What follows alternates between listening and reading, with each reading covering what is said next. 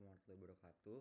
Saya Raffi Iksan dari Alprok 06 dan pada kesempatan kali ini saya akan menjelaskan untuk case study-nya untuk hari ini di Rabu siang, di mana case study-nya itu materinya adalah socket programming.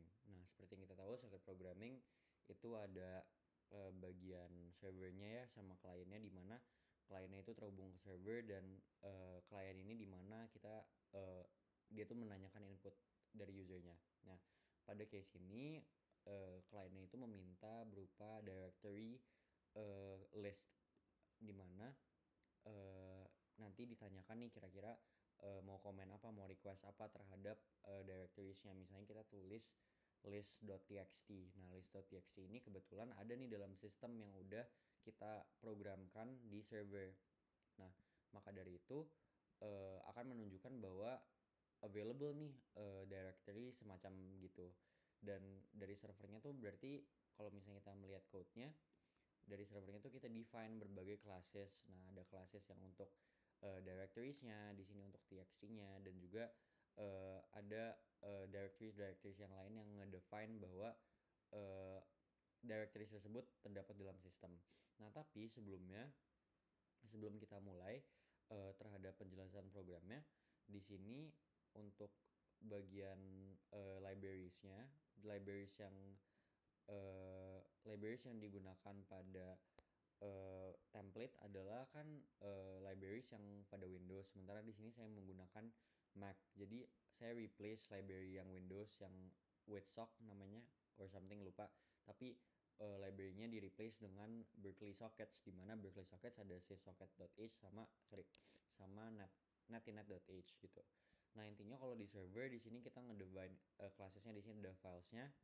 Di sini juga kita ngedefine directory readersnya, di mana ada misalnya berbagai create files yang ada di sini. Terus nanti ada di showcase juga nih di sini nih files yang kita udah define di directories di sini.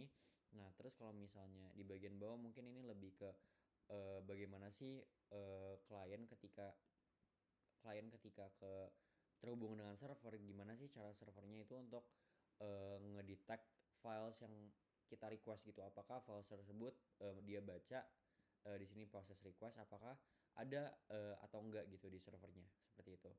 Nah, kalau pas di klien sisanya mungkin ini lebih ke uh, how do you process untuk files yang kita request gitu. Nah, ketika kita request filenya ya jelas di klien, dan lagi-lagi nih librariesnya diganti jadi Berkeley Sockets karena yang sock itu nggak bisa karena itu library Windows. Nah, terus di sini intinya kita minta user untuk enter comment. Nah, enter commentnya apa? Nah, untuk programnya seperti itu, dan di sini pokoknya dalam bentuk C++ dan ini apa namanya? Dalam bentuk nama yang sesuai dengan yang diminta gitu ya. Oke, mungkin tanpa basa-basi mungkin langsung aja mulai untuk nge-compile filenya. Lagi-lagi menggunakan Mac, jadi kita compile-nya menggunakan G++ seperti ini. Dan juga untuk mana ya? Nah, ini untuk servernya. Kita compile. Nah, seperti itu kita udah compile kedua filesnya, ya kedua server sama kliennya. Sekarang kita ingin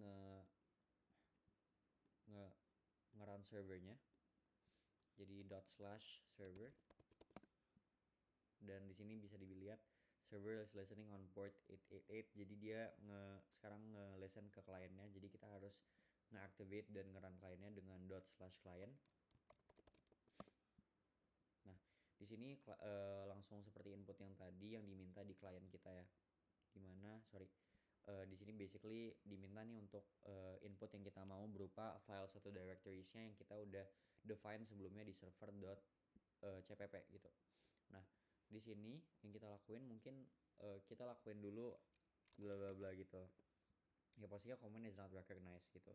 Tapi kalau misalnya kita bilang list, contohnya list txt.